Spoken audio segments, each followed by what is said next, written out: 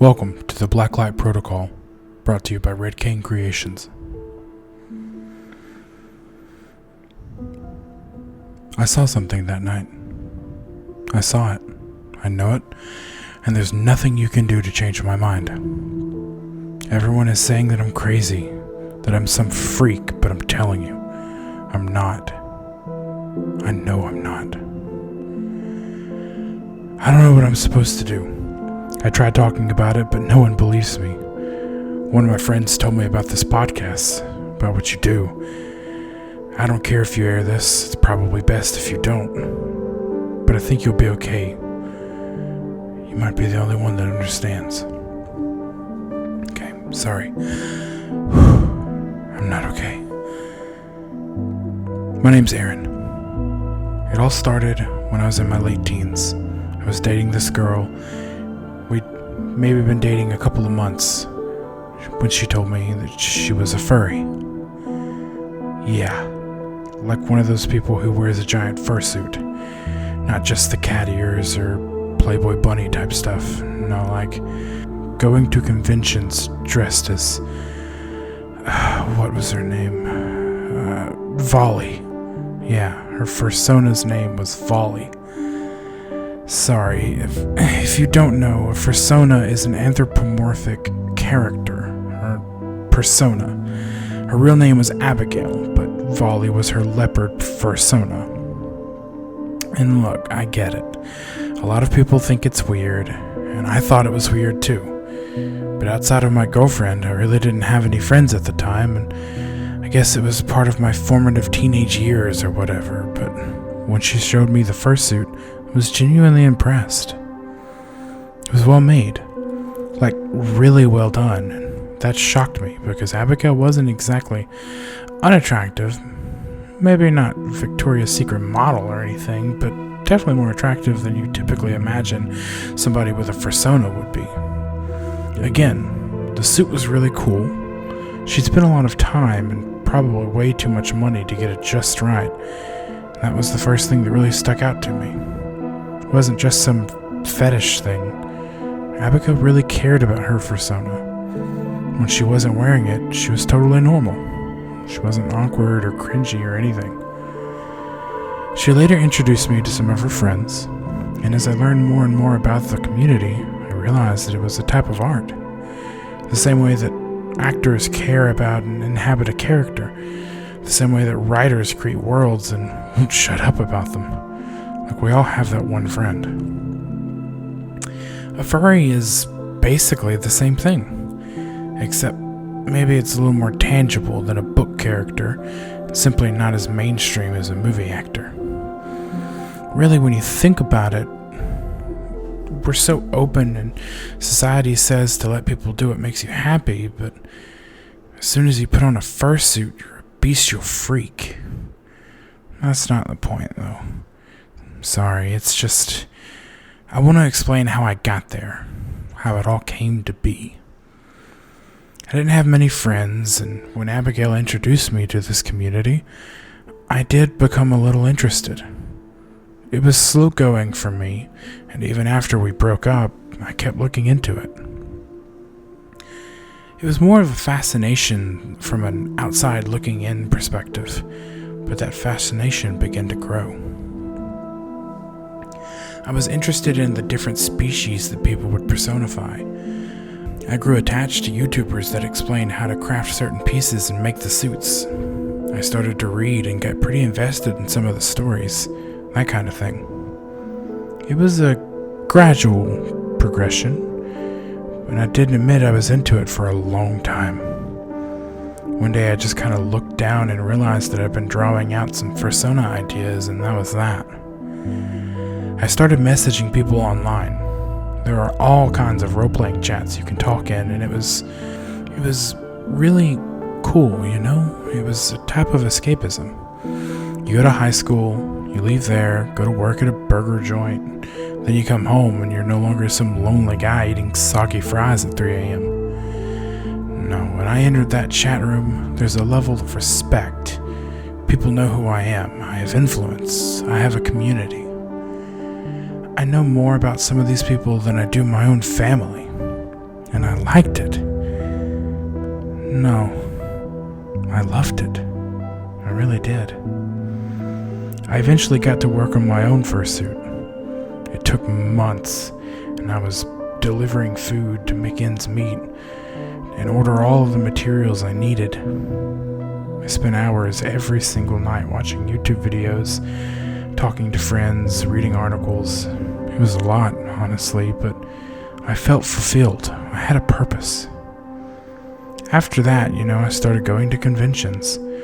I walk in and people don't see me. They see Colt Nightshade, a small-town mutt who found himself king of a northern wolf pack. Sorry, again, not the point. As soon as I felt like I could finally have a place in life, my people, everything else went to crap. I don't want to get into all of it, but my mom overdosed, Dad became more of an alcoholic. When I moved out, I only had enough money to live in a shitty apartment. I felt more isolated than ever before. There were a lot of changes in my online community that played into that. It's not really any different than what everyone experiences. People get older, they get married, they have kids, commit to their job, whatever. I watched as all of my friends kind of moved on, and I was left behind. I was holding on to the only thing that ever really gave me any joy, and even then, I was still alone. Cue the drugs. Cue the excessive amounts of alcohol. Cue the bad crowds. You know how it goes. I met this guy at a bar, and he was with a couple of friends, and we started talking.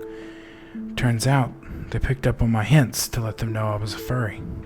Turns out they were too. Kept it on the down low, because they were into the more dark and fetish sides of things. It wasn't at all the type of community I had been a part of, although, it was talked about and stuff, but it was just on a different level. But my community didn't exist anymore. I think that's why I decided to go to the party. That was the reason. I didn't want to be alone anymore, and I wanted so desperately to find others like me I didn't care how or what they did. They invited me to a party. It was a couple of miles away on the south side of town, which was arguably even more sketchy than where I lived, but I didn't think much of it. Not until I got there, anyway. They said it was a house, but it was more like a shell of a house. It looked like it used to be one of those favela homes that had been bandaged with tin and duct tape. The windows were all busted, black trash bags and boards taped over and nailed to the front. Even then, you could see the strobing lights and hear the thrum of music. People were lounging on the lawn in fursuits, smoking weed and staring up at the night sky. Couldn't see any of the stars. The dim streetlights made it look like it was just a dull void. When I walked in, the door swung open. There was no handle. The inside was empty, save for some worn couches, a TV in the corner, wires splayed out of the ceiling where a fan used to be. There were kegs and solo cups and trash strewn all over the floor. And everyone there was in fursuits, dancing, mingling. No sooner had I entered than I was swarmed with some girl in a wolf costume. She handed me 2 cups, one full of beer, the other a combination of nondescript pills. I drained both rather quickly. Say what you want, I've heard it all. But at the time, that's just where I was.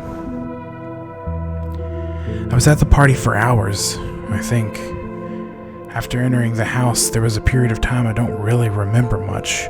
Just flashing lights, shadows of people, maybe some yelling or drunk mumbling, not really sure.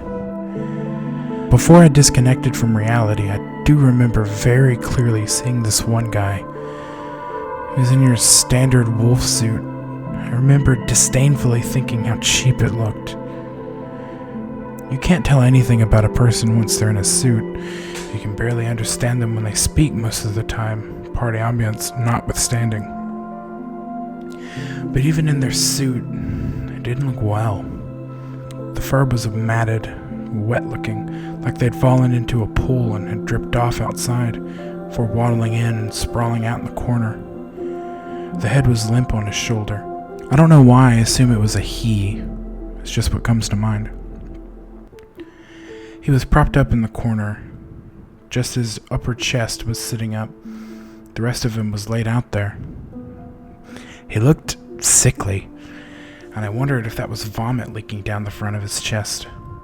Something about it made me feel weird.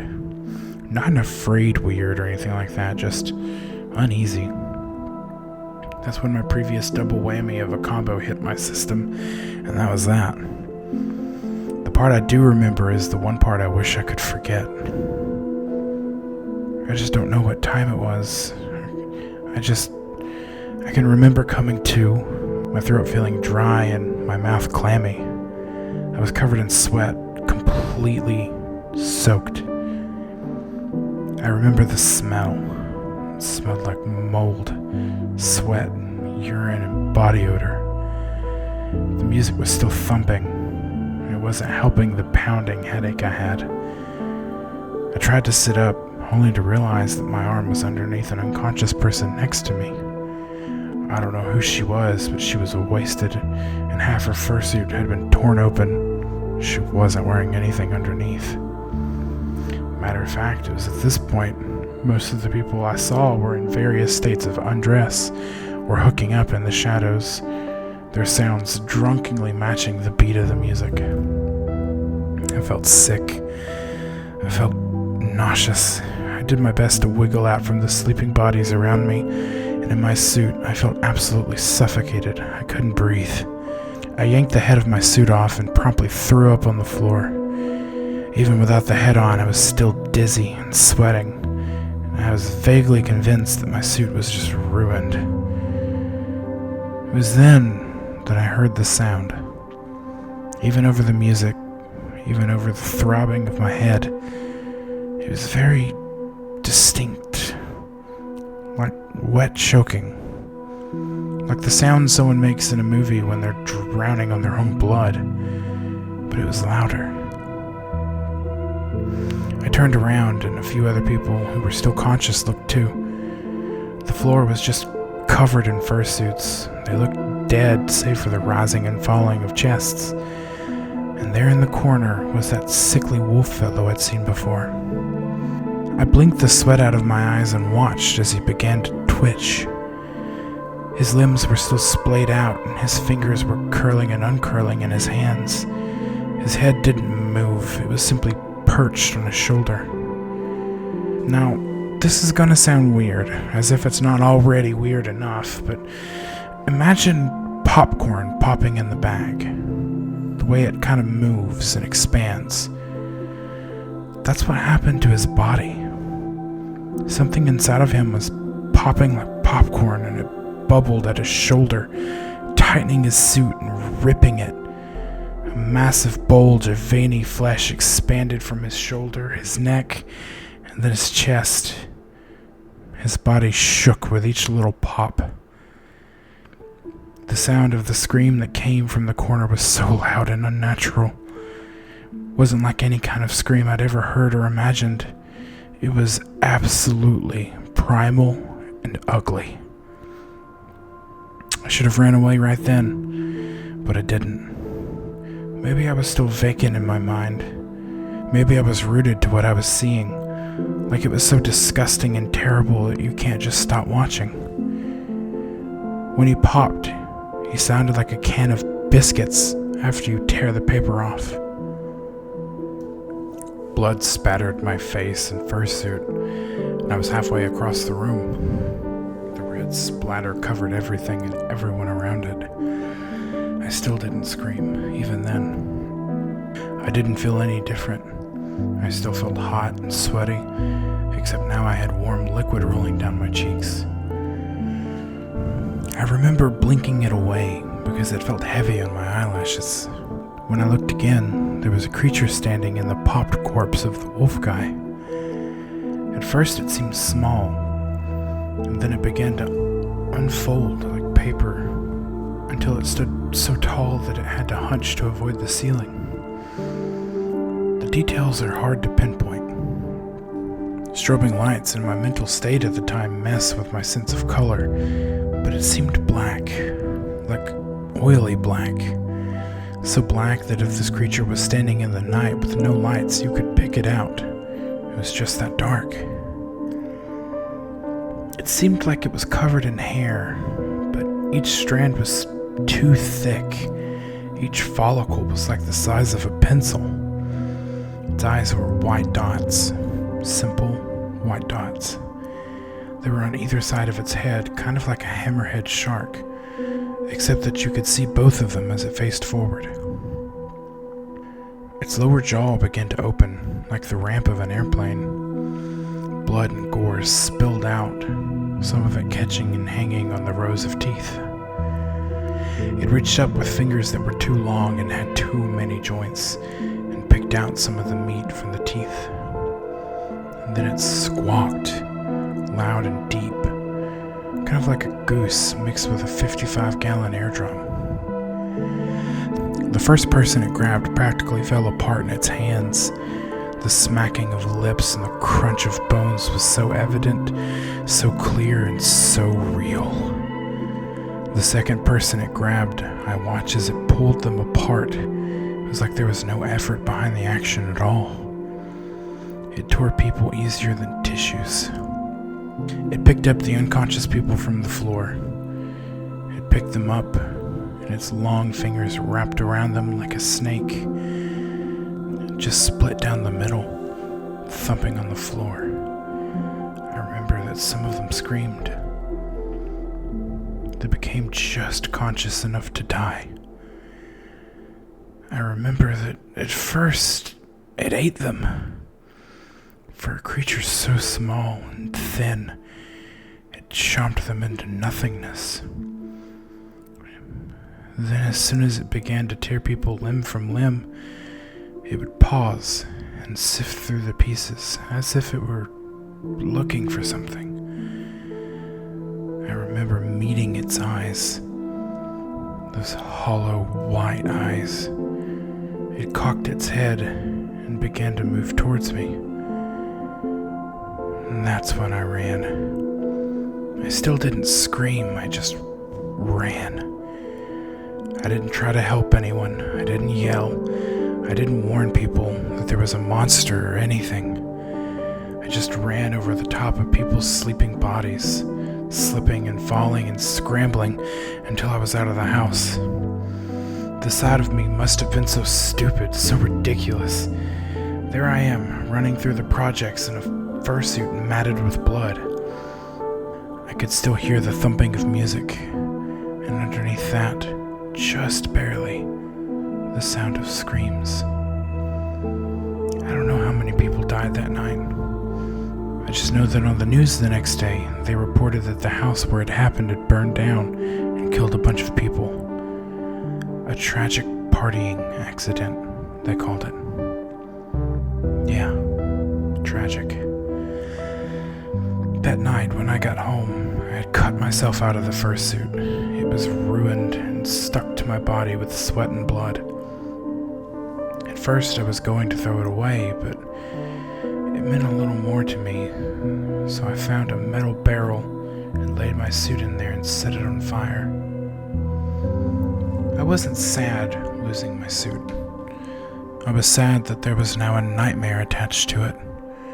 As I watched the faux fur melt and shrivel, I felt sick inside. All I could think about was one thing. When it was sifting through the pieces, I could swear it was looking for something. And when it saw me, it was like maybe it had found it. Maybe it was looking for me. I don't know if it's still out there. I don't want to know. I just hope it burned. Now, I don't know if any of this is of any interest, or if it really means anything, but it was a few days later that I began to question myself. Everything had happened so fast, it'd been so strange. And of course, I was not in a clear mental place. I began to wonder if I was crazy, and at first I tried to not think about it, but I couldn't. When I would walk to or from the store, I would find myself looking in the direction of the house.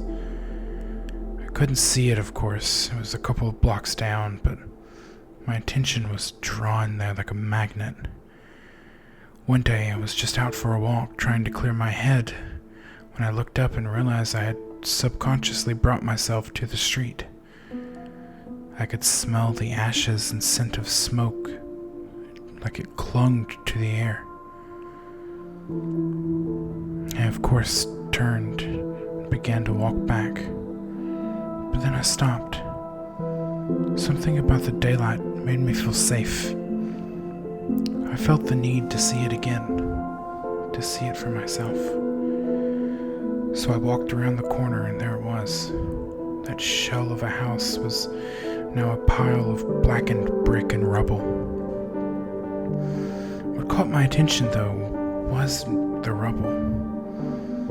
Parked along the road were 3 unmarked black SUVs.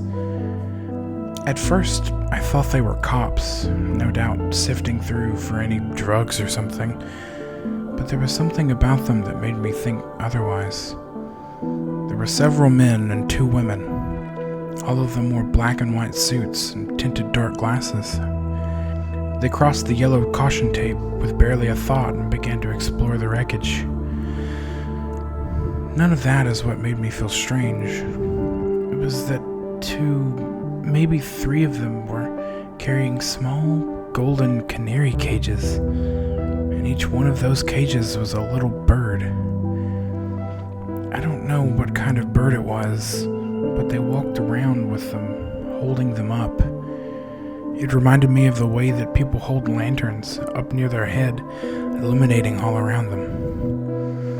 I watched them for a moment, and I was convinced, for better or worse, I knew then I had experienced something awful. I didn't have money for a therapist, but I did the next best thing, and I moved away from there.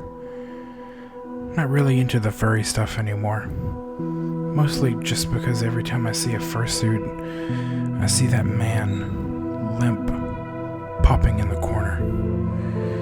When I close my eyes, I see 2 white dots. But I'm okay. I'll be okay.